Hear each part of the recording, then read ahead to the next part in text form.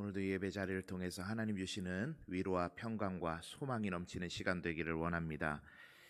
별들의 침묵이라는 시를 한 편 소개를 해드리도록 하겠습니다. 한 백인 인류학자가 어느 날 밤 칼라하리 사막에서 부시맨들과 이야기를 나누던 중 자신은 별들의 노랫소리를 들을 수 없다고 말했다.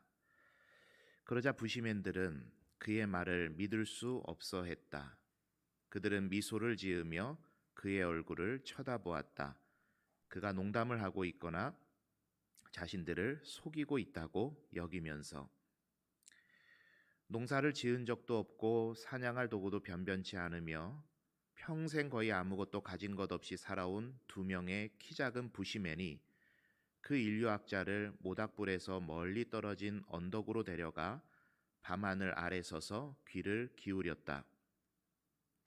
그런 다음 한 사람이 속삭이며 물었다. 이제는 별들의 노랫소리가 들리느냐고. 그는 의심스러운 사람이 되고 싶지는 않았지만 아무리 해도 들리지 않는다고 대답했다. 부시맨들은 그를 마치 아픈 사람처럼 천천히 모닥불가로 데려간 뒤 고개를 저으며 그에게 말했다. 참 안 된 일이라고, 참 유감이라고. 인류학자는 오히려 자신이 더 유감이었다. 언제부터인가 자신과 자신의 조상들이 듣는 능력을 잃어버린 것에 대해서. 별들의 침묵이라는 시입니다. 여러분은 별들의 노랫소리를 들을 줄 아십니까? 들어보셨어요? 참 유감스럽습니다. 오늘은 황령산에 올라가셔서 한번 별들이 어떻게 노래하는지 한번 들어보셔도 좋을 것 같습니다. 이 시에 등장하는 한 백인 인류학자는 로렌스 반 데르 포스트라고 하는 남아공의 저명한 작가이자 사회 인사인 것으로 알려져 있습니다. 이분이 부시맨이라는 존재에 대해서 세상에 처음으로 알린 것으로 제가 알고 있는데, 그 부시맨에 대해서 전해주는 이야기 중에는 이런 이야기가 있습니다. 부시맨들에게는 두 종류의 굶주린 사람이 있다고 이야기를 해요. 두 종류의 굶주린 사람입니다. 이것을 이제 리틀 헝거와 그레이트 헝거라는 단어로 표현을 했어요. 이거를 굳이 한국말로 직역을 하자면 조금 배고픈 사람, 많이 배고픈 사람, 이렇게 직역을 할 수가 있겠는데, 그 의미가 이런 의미를 가지고 있습니다. 리틀 헝거는 그저 일상의 배고픔만을 느끼고 사는 사람, 내 삶에 그냥 자극이 오면 오는 대로 그거에 대한 배고픔과 갈급함을 가지고 사는 사람. 그리고 그레이트 헝거라는 사람들은 삶의 궁극적인 의미를 탐구하는 인생의 목마름을 가진 사람, 이 사람들을 그레이트 헝거라고 했다고 합니다. 그래서 이 시는 우리들에게 이런 질문을 던지고 있는 겁니다. 우리는 문명화된 사회에서 삶의 의미는 뒤로 하고 하루하루 내 눈앞에 있는 결과의 이익에 배고파하면서 살아가고 있는데, 우리는 다 리틀 헝거로서 살아가고 있는데, 겸손하게 하나님의 창조 세계 아래에 앉아서 별들이, 자연이 노래하는 소리를 들을 줄 아는 인생의 참된 의미에 대한 목마름을 가지고 살아야 되지 않겠나. 그래서 여기에서 말하는 백인 인류학자는 그 부시맨들 앞에서 스스로 겸손해질 수밖에 없었다라는 거예요. 나는 리틀 헝거인데 이 사람들은 별들의 노랫소리를 들을 줄 아는 그레이트 헝거로서 살고 있구나 하는 것을 깨달았다는 거죠. 여러분, 의미라고 하는 것은 엄청난 에너지를 우리들에게 줍니다.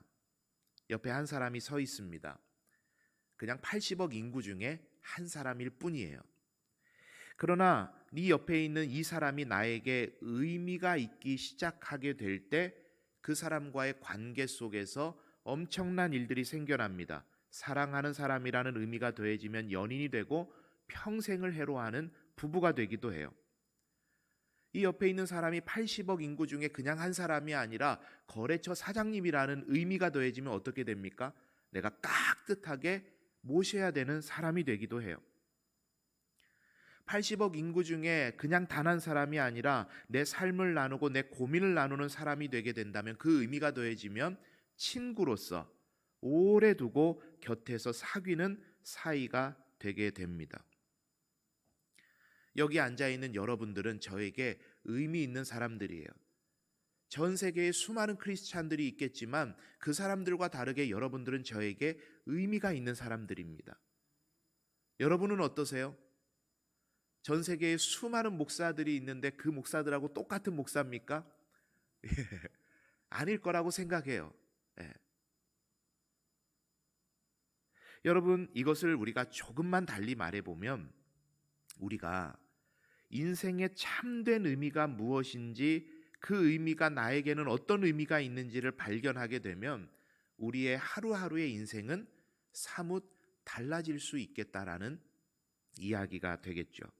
그런데 참 안타까운 것은 많은 사람들이 인생의 참된 의미에 대한 목마름을 가지고 살기보다는 그저 하루하루 나에게 주어지는 것들, 그리고 과거로부터 주어진 것들에 그냥 맹목적으로 반응하며 살고 있더라는 겁니다. 이를테면 리틀 헝거로 살아가고 있다라는 거죠. 이러한 내용을 리고렌 목사님은 목적이 이끄는 삶이라는 책에서 이렇게 진단을 하고 있습니다. 몇 가지가 있는데, 먼저는 만모니즘으로 점철된 세상의 흐름을 따라 우리가 맹목적으로 그걸 따라 살아가고 있다, 그렇게 이야기를 합니다. 모든 사람과 세상이 부를 축적하는 것에 혈안이 되어서 나도 모르게 거기에 발맞추어서 살아가고 있다는 거예요. 나도 모르게. 또 하나는 많은 사람들이 과거의 어떤 분노의 쓴뿌리들을 곱씹으며 살아가고 있다, 이렇게 표현을 했습니다. 오래된 과거의 트라우마, 사람과 환경으로 받았던 상처, 그리고 그에 대한 분노 혹은 복수, 이 에너지를 따라 살더라는 거예요. 과거에 묶여서 과거에서 헤어나오지를 못하고 과거가 만들어준 나에 이끌려 산다는 겁니다. 과거의 내가 아니라 오늘의 나, 내일을 만들어 갈 나로 살아야 되는데 과거에 묶여 있더라는 거예요, 많은 사람들이. 또 하나는 두려움입니다. 도전하기를 두려워하고 모험하기를 두려워하고 두려움이라는 감옥에 자신을 가둬두고 인생의 참된 의미를 발견하면서 새로운 것들을 만들어내려고 하기보다는 현실에 안주해버리는 그 두려움에 묶여 살더라.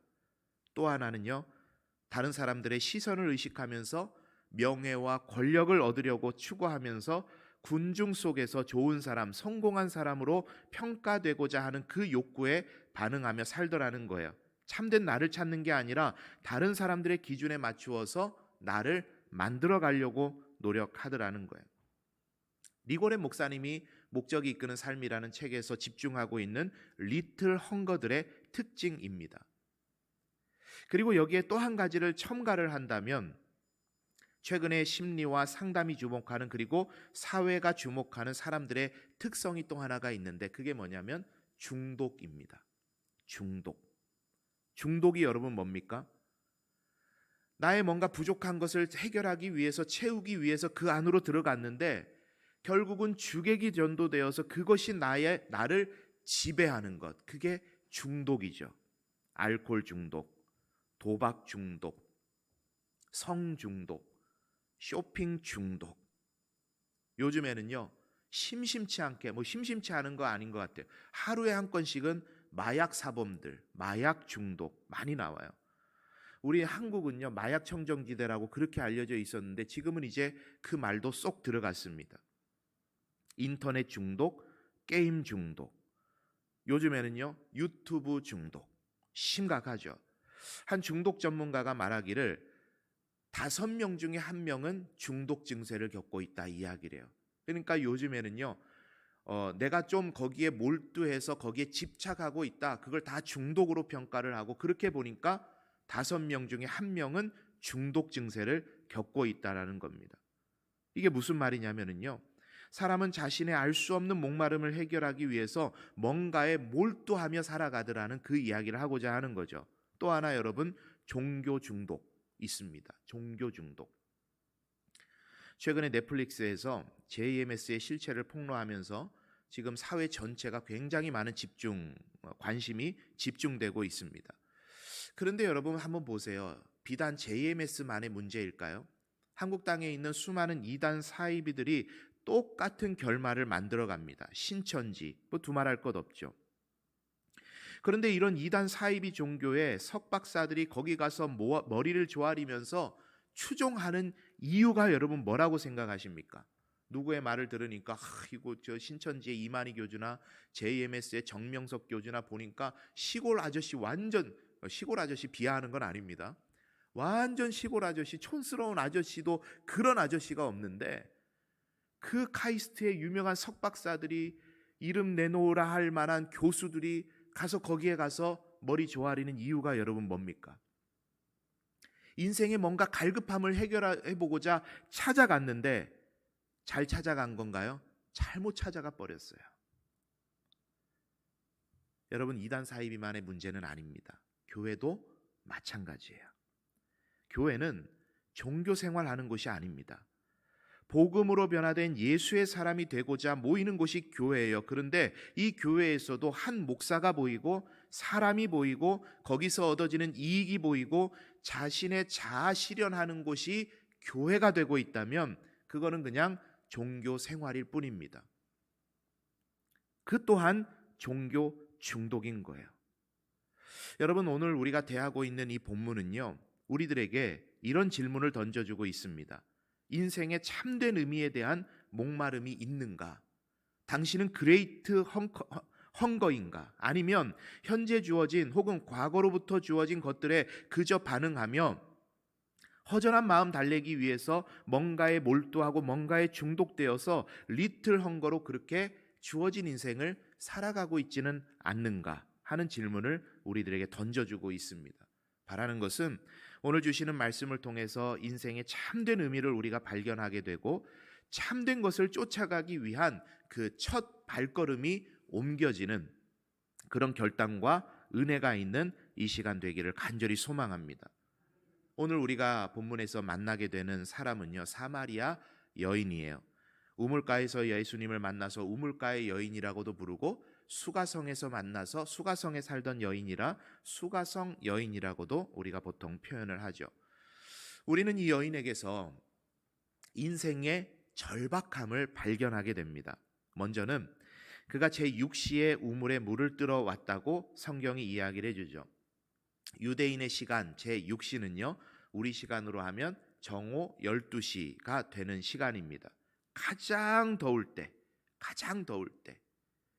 여러분 한번 생각해 보세요. 유대 지방이 아니더라도 우리나라에서 한여름에 우물을 길어서 살아야 되는 그런 삶의 자리라고 한다면 여러분은 햇볕이 가장 뜨거운 12시에 가서 물 길러 오시겠어요? 우리는 보통 그렇게 할 거예요. 해가 지고 해가 뉘엿뉘엿 지고 그나마 선선한 바람이 불 때 물을 떠오겠죠. 그런데 이 여인은요, 그 떼약볕이 내려쬐는 그 12시에 물을 기르러 그 우물에 갔습니다. 왜일까요? 사람들을 피해야 됐어요. 그 우물가에 모여서 여인들이 옹기종기 모여서 이런저런 이야기를 나누는 그 담소의 시간들을 이 여인은 굳이 피해야만 됐습니다. 사정이 있었겠죠. 그런데 그 대화가 진행되는 것을 보니까 이래서 그랬구나, 이해가 좀 되기를 시작합니다. 지금까지 공식적으로 남편이라 부를 수 없는 남자들과 살림을 차리고 살았어요. 지금 살고 있는 6번째 남자도 마찬가지였습니다. 그러니 사람들을 피해 다닐 만한 상황이죠. 그러다 보니까 이 여인의 마음에는요, 자격지심이 가득 차 있습니다. 예수님께서 물을 달라고 이 여인에게 요청하시자 이 여인은 이렇게 대답을 하죠. 당신들은 우리랑 상종하지 않지 않습니까? 그런데 당신은 왜 나한테 물을 달라고 하시는 겁니까? 이렇게 경계심을 드러내게 돼요. 여러분 한번 생각해 보세요. 설령 지금까지 그런 차별 대우를 받아왔다고 한들 지금 내 앞에 있는 이 사람이 나를 차별해서 대하고 있는 게 아닌데 그저 단순히 물 달라고 한 것뿐인데 굳이 당신은 왜 나를 차별하지 않는 겁니까? 말할 이유가 있습니까? 없습니까? 그렇게 말할 이유가 없어요. 이렇게 반응하는 사람들을 우리는 자격지심이라고 이야기를 하죠. 평소의 그 상처와 아픔이 이 상황에서도 그대로 드러나게 되는 겁니다. 자격지심이에요. 그리고 또 한 가지, 무엇보다 이 여인의 인생을 완전히 장악했던 게 있는데 그게 뭐냐면 바로 중독입니다. 중독. 현재까지 공동체가 남편으로 인정해주지 않는 6명의 남자들과 살게 된 것이 여러분 무엇을 의미하는 것일까요? 원인이야 우리가 여러 가지 추측을 해볼 수 있겠죠. 그릇된 성 가치관을 가진 것일 수도 있겠고, 혹은 자신이 살고 있는 사회에 대한 불만을 그런 식으로 표출하는 것일 수도 있겠고, 아니면 직업적으로 돈을 벌기 위해서 그런 것일 수도 있겠고, 아니면 어렸을 때 어떤 성적인 문제, 트라우마가 성도착으로 표현된 것일 수도 있겠고, 이유야 어떻든지 간에 그녀의 삶을 성적 타락이 사로잡아 버렸어요. 하루하루의 인생이 헤어나올 수 없는 수렁으로 빠져들어가고 있었던 겁니다. 그녀는 전형적인 리틀 헝거였어요. 육신의 목마름을 채우던 사람입니다. 그런 안타까운 여인을 예수님께서 이 자리에서 만나주셨어요. 여러분, 예수님은요 참 좋은 상담가셨습니다. 여인의 말을 하나하나 들어주십니다. 공감해 주세요. 가장 적절한 질문을 하나씩 던져주시면서 상담을 유도해 가십니다. 그래서 그 여인이 마음을 열도록, 그리고 그 안에 있는 아픔들과 상처들을 다 갈급함들을 꺼내어 놓도록 우리 주님께서는 유도해 가셨어요. 자, 그러자 이 여인은 자신의 모든 갈급함과 중독과 자격지심을 만들어냈던 가장 기저에 있었던 인생 문제 하나를 예수님께 꺼내놓게 됩니다. 그게 15절에서 말을 하고 있는데 우리 15절 말씀을 같이 한번 읽어보겠습니다. 15절 시작. 여자가 이르되 주여 그런 물을 내게 주사 목마르지도 않고 또 여기 물 기르러 오지도 않게 하옵소서. 아멘. 인생에 채워도 채워지지 않는 목마름이 이 여인에게 있었습니다. 그 목마름을 채워보고자 이 여인은 수가성 사회에서 빌런이 되어버렸어요. 많은 가정이 이 여인으로 인해서 깨져버렸습니다. 남성들에게는 책임이 없다는 그런 말씀 드리는 거 아닙니다. 반반의 책임이 분명히 있는 것이죠. 분노하면서 목마름을 채워보고, 남자의 품에 안겨 그 목마름을 채워보고, 자신이 할 수 있는 것들로 그 목마름을 채워보고자 노력했어요. 그런데 하면 할수록 계속해서 헤어나올 수 없는 늪으로 빠져들어가고 있었던 겁니다. 더 이상 소망이 없을 때 그녀는 예수 그리스도를 만났고, 예수 그리스도께서는 이 여인에게 인생의 해답을 허락해 주셨어요. 그게 13절 14절인데 우리 한번 이 말씀도 같이 읽어봅니다. 시작. 예수께서 대답하여 이르시되 이 물을 마시는 자마다 다시 목마르려니와 내가 주는 물을 마시는 자는 영원히 목마르지 아니하리니 내가 주는 물은 그 속에서 영생하도록 솟아나는 샘물이 되리라. 아멘. 주간에 우연찮게 유튜브를 보다가 한 목수가 도마를 만드는 영상을 보게 됐습니다. 영상을 아주 깔끔하게 이렇게 편집을 잘 해놓고 이렇게 보니까, 한번 보니까 막 영상미에 이렇게 빠져들더라고요. 참 도마가 멋져요. 그래서 그분이 만드는 도마를 인터넷을 제가 한번 검색을 해보니까 도마가 막 30만 원, 40만 원, 비싼 거는 70만 원 이렇게 하는 거예요. 수십만 원을 내요. 그런데 도마가 얼마나 멋져 보이든지, 제가 음식을 하는 사람도 아니고 요리사도 아니지만 저런 도마 하나 있었으면 좋겠다 싶은 그런 생각이 들 정도로 참 도마를 잘 만듭니다. 그런데 그 영상에 도마를 AS 해주는 장면이 있어요. 그러니까 제가 살다 도마 AS 해주는 거는 처음 봤습니다.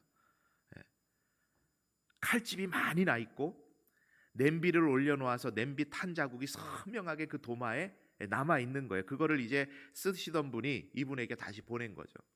그래서 도마를 AS를 해주는데요, 처음 살 때처럼 깨끗하게 도마를 다시 만들어내는 걸 제가 보게 됐습니다. 여러분, 도마 하나도요 그 나무의 재질을 잘 알고, 나무의 결이 어떤지를 알고, 어떻게 이게 만들어졌고 어떤 과정을 거쳤고 그 각은 어때야 되는지를 가장 잘 아는 그 도마를 만든 사람에게 가져가야 다시 회복이 일어나는 거예요. 그렇죠? 어설프게 내가 해보려고 손댔다가는요, 다이소에 가서 사포 사다가 문질렀다가는요, 이도저도 안 되는 거예요. 도마를 망쳐버리는 거죠. 여러분, 그렇다면 우리는 어떨까요? 어디로 가야, 누구를 만나야 그 인생의 참된 의미와 참된 이유를 발견할 수 있겠습니까? 예수님께서는 여기저기에 마음 주고 삶을 던져 넣으면서 그 의미를 찾아가던 사마리아 여인에게 이렇게 말씀해 주고 계시는 거예요. 너의 목마름을 해결해 줄 존재는 예수 그리스도 나뿐이다. 내가 너의 목마름을 해결해 줄게. 내가 너의 인생의 갈급함을 채워 줄게. 다시는 네가 목마르지 않도록 내가 그 목마름을 해결해 줄게. 예수님께서 그렇게 말씀하셨던 거예요. 왜요? 우리의 인생을 지으시고 우리의 인생에 늘상 동행하는 분이 예수 그리스도 우리 주님이시기 때문입니다. 우리의 인생의 참된 의미는 오직 예수 그리스도 안에 있는 줄 믿으시기를 바랍니다. 그거를 주님께서는 말씀하시는 거예요. 그런데 여러분 한번 생각해 보세요. 이단들이 하는 말도 똑같지 않던가요? 이단 사이비 교주들도 똑같은 말 합니다. 갈급함 가운데 찾아온 사람들에게 내가 생명수다, 내가 생명이다, 똑같이 이야기를 해요. 그런데 여러분 뭐가 다른지 아십니까? 이 비교하는 것조차도 웃기는 일이지만 이단 무슨 뜻이에요? 다를 이 끝단, 끝이 다르다. 그게 이단이에요. 그 끝까지 계속 가게 되면은요, 이단들은 감언이설로 착취하는 게 목적이죠. 성을 착취해요. 돈을 착취해요. 삶을 착취합니다. 말은 번지르르게 하지만 갈취하고 착취하는 게 목적이에요. 그 끝의 목적이 그것입니다. 그러나 예수 그리스도 우리 주님은 어떠셨습니까? 우리가 말씀을 통해 확인하는 것은 착취하는 게 아니라 주셨죠. 자신의 생명을 주신 거예요. 자신의 생명값으로 우리의 생명을 살리신 분이 우리 주님이십니다. 여러분, 우리가 예수 그리스도 우리 주님을 진정으로 만나게 될 때 우리 인생의 모든 갈급함들이 해결될 줄 믿습니다. 왜죠? 우리 인생의 모든 갈급함은요, 하나님과의 관계가 깨진 데서부터 시작되었기 때문입니다. 여러분, 창세기 3장의 어간에 있는 말씀을 통해서, 타락 사건을 통해서 우리가 알 수 있는 것은 단순히 죄를 지은 것만을 보여주는 것이 아닙니다. 그 죄로 인해서 우리의 인생이 얼마나 망가졌는지, 얼마나 왜곡됐는지, 얼마나 우리의 인생이 찌그러져 버렸는지를 아주 잘 보여주는 것이 창세기의 타락 사건들이에요. 하나님과의 관계가 틀어져 버렸어요. 사람과의 관계가 틀어져 버렸습니다. 사람들의 심리 정서가 일그러져 버렸어요. 창조 세계와의 관계가 깨져버렸습니다. 이것들을 다 보여주죠. 그렇기 때문에 다시금 우리를 만드신 분에게로 우리가 돌아가야 인생의 문제들이 해결되는 것을 창세기는 이미 우리들에게 보여주는 것입니다. 여러분, 혹시 여러분들 중에 원인 모를 갈급함과 목마름 가운데 계시는 분들이 계십니까? 혹시라도 남들은 모르는데 무엇인가에 내가 집착하고 중독되어서 헤어나올 수 없는 상황 가운데 있는 분이 계십니까? 예수 그리스도 우리 주님을 찾으시기를 바라요. 주님, 제가 갈급합니다. 주님, 저를 만나주세요. 주님, 저의 목마름을 해결해 주세요. 주님, 저를 고쳐주세요. 우리가 주님을 찾고 부를 때, 그분 앞에 가서 문을 두드릴 때 우리 주님께서는 사마리아 여인을 친절히 만나주시고 들어주시고 그 문제를 해결해 주신 것처럼 우리 인생의 많은 갈급함과 문제들과 중독의 일들을 우리 주님께서는 깨끗하게 해결해 주실 줄 믿습니다. 여러분, 그것을 해결하시면서 주님께서는 이 여인의 마음과 시선을 한 곳으로 집중시켜 가세요. 리틀 헝거였던 그녀를 그레이트 헝거가 되도록 이끌어 가십니다. 그것이 뭐였냐면 바로 예배였어요. 예배. 함께 마지막으로 요한복음 4장 23절 24절의 말씀을 보도록 하겠습니다. 함께 읽어봅니다. 시작. 아버지께 참되게 예배하는 자들은 영과 진리로 예배할 때가 오나니 곧 이때라. 아버지께서는 자기에게 이렇게 예배하는 자들을 찾으시느니라. 하나님은 영이시니 예배하는 자가 영과 진리로 예배할지니라. 아멘. 여러분, 예배라는 것은 1차적으로는 우리가 기억하고 생각할 때 공동체가 모여서 정한 장소에 모여서 함께 모여 드리는 것을 예배로 이해하죠. 그런데 예배란 그 의미보다 훨씬 더 크고 넓고 깊은 의미를 가지고 있죠. 그래서 유진 피터스는 메시지 성경에서 이 23절 부분을 이렇게 해석을 했습니다. 하나님 앞에서 중요한 것은 너희가 어떤 사람이며 어떻게 사느냐 하는 것이다. 어떤 사람이며 존재, 어떻게 사는가 삶, 이게 예배라는 거예요. 내가 나의 삶의 자리에서 항상 하나님을 생각하며 하나님은 내가 어떤 사람이기를 바라시는가, 하나님은 내가 어떻게 살기를 바라시는가, 그것을 늘상 생각하며 살아가는 삶이 곧 예배다 라는 것입니다. 그래서 이러한 내용을 앞서 말씀드렸던 리고레는요, 이걸 목적이라고 표현을 해서 하나님께서 주시는 목적이 이끌어가는 삶을 살아갈 것을 이야기하는 겁니다. 즉 종합하자면 우리의 삶의 자리에서 하나님을 의식하며 사는 것, 별들의 노랫소리 듣는 게 중요한 게 아니라 하나님의 음성을 들을 줄 아는 귀를 열고 감각을 열고 사는 것, 그것을 하나님의 음성을 못 듣는 것이 유감스러운 일이고 그것을 듣는 것이 인생의 참된 의미를 발견하는 길임을 오늘 본문은 우리에게 일깨워 주고 있는 겁니다.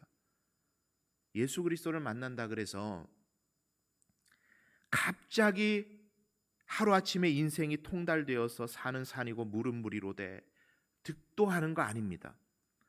하나하나 주께서 알게 하시고 깨닫게 하시면서 어제와 다른 오늘을 예수의 사람으로 살게 하시는 것, 그게 신앙생활이죠.